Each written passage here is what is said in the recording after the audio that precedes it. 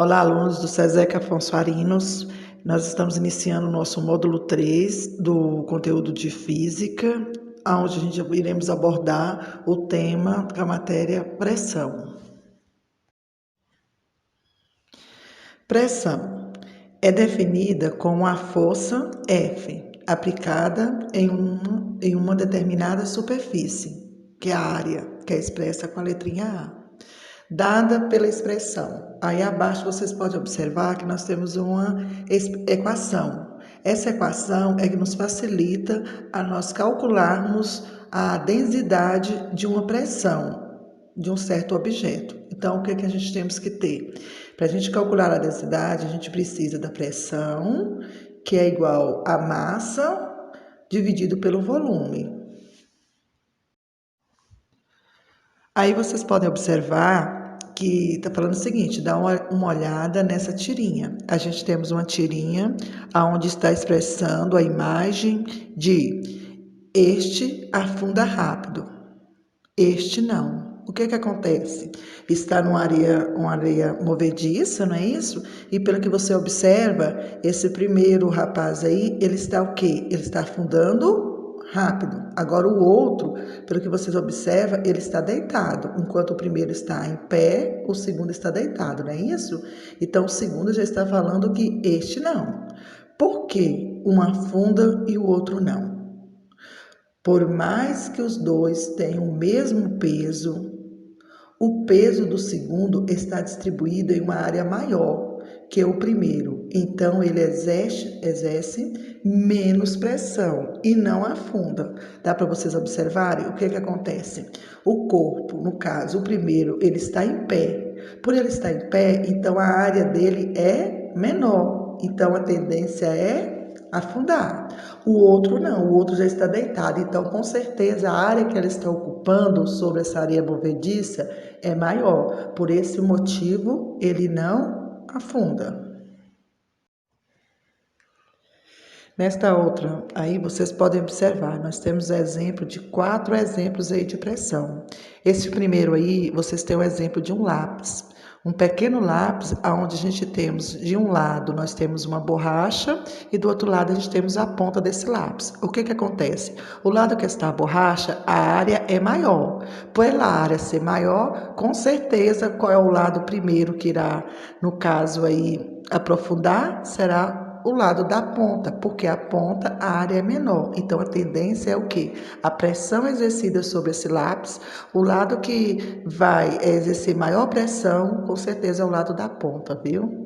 Agora, esse outro aí, a gente temos uma garrafa PET, aonde essa garrafa, o líquido que está derramando sobre ela, nós temos 2 furos. O primeiro furo é o mais em cima, vocês observam que a água não está sendo tão arremessada, ela está saindo sim da garrafa, mas porém a pressão dela está sendo menor. Olha de baixo, o furo abaixo, não, ele está indo bem mais longe. Por quê? Porque a pressão que está exercendo no furo de baixo é maior do que a pressão que exerce no primeiro furo. Temos também um outro exemplo aí com a bexiga. O que aconteceu com essa bexiga? Colocou ela exposta sobre uma cama de prego, né? Colocou vários pregos e colocou a bexiga por cima. O que acontece? A área dos pregos é bem maior. Então, nesse caso aí, não houve o estouro da bexiga. Por quê? Aí ele poderia movimentar essa bexiga para um lado e para o outro, que não haveria o quê? A pressão suportaria, que era maior. Agora, se vocês observar do ladinho lá, é sobre um prego só. Sobre um prego só, com certeza, haveria sim o estouro da pressão. Agora, imagina a pessoa. Se nós conseguíssemos fazer esse experimento, fizemos tipo uma cama de prego, com a mesma distanciamento dos pregos abaixo, com certeza essa pessoa não chegaria a furar, não.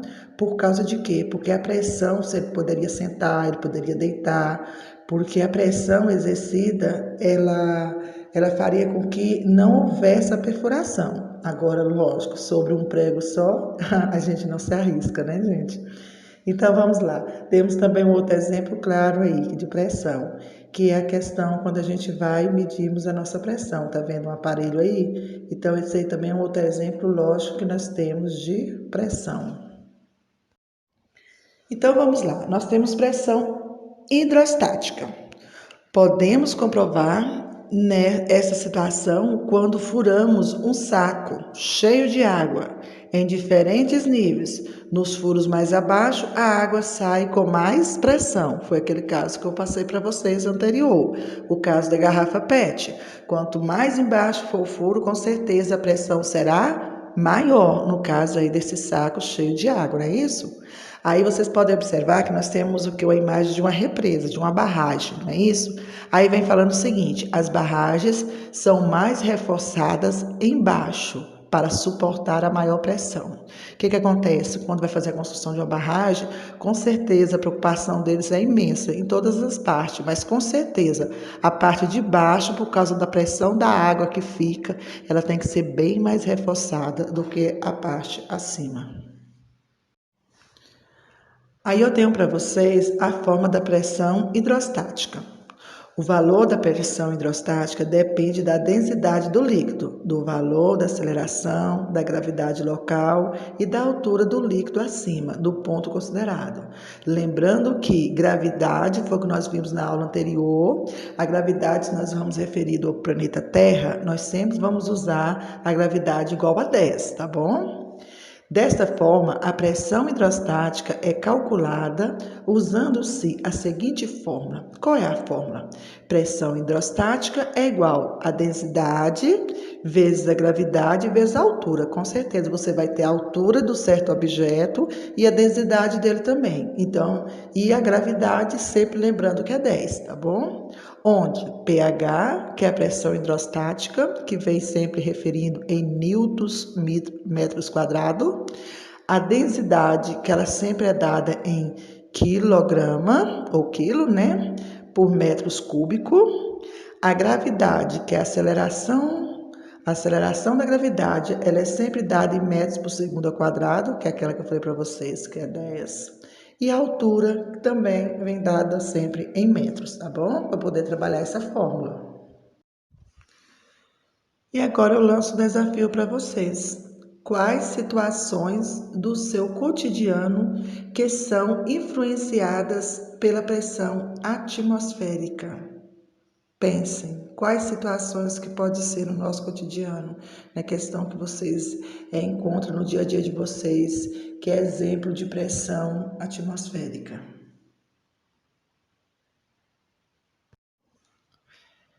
Então, o desafio está lançado, né? Seja você o cientista, funcionamento do canudinho. Nesse caso, vocês têm uma lista de atividades experimental que vai acompanhando esse módulo 3 e eu gostaria que vocês fizessem esse experimento, demonstrasse o passo a passo pela fotografia ou até mesmo um pequeno vídeo, não precisa ser muito longo, apenas debatendo dentro das questões que está na atividade prática que vai acompanhando esse módulo 3, tá bom?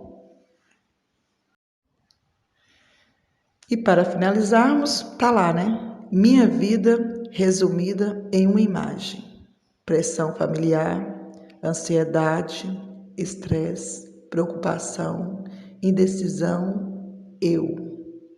Nesse caso, o meu eu, essas 5 expressões aí que foi lançada, a gente não poderemos deixar que essa pressão ocupe a nossa mente, ocupe nossa vida, o nosso dia a dia, questão da indecisão, eu faço ou não faço, fica aquela pressão ali psicológica, preocupação com o que vai acontecer, querer antecipar as coisas. Deixa as coisas acontecer no tempo certo, Deus sabe de todas as nossas coisas. Estresse, às vezes a gente fica tão estressada de casa, com, sei lá, na rua, com o vizinho, com som alto. Toma parte disso aí, dessa questão dessa pressão, do estresse. Não deixe que ele também possa dominar o seu cérebro, não. Ansiedade, ficar ansioso por algo. Deixa acontecer no tempo certo, no tempo de Deus, com certeza. Essa pressão, ela não podemos deixar que ela tome conta de nossa vida, de nossa mente. Pressão familiar também é muito forte. Então, nesse caso aí, também você, aluno do SESEC Afonso Arinos. Temos que ter, sim, perseverança, paciência. Sabemos lidar com a situação, com as realidades naquele momento e pedir sempre dissertação, que Deus possa nos conduzir para que esse tipo de pressão psicológica não possa atacar a nossa vida, não possa atacar o nosso cérebro, tá bom? E para finalizarmos, deixo aí com vocês essa imagem. Cuide da sua mente durante a quarentena.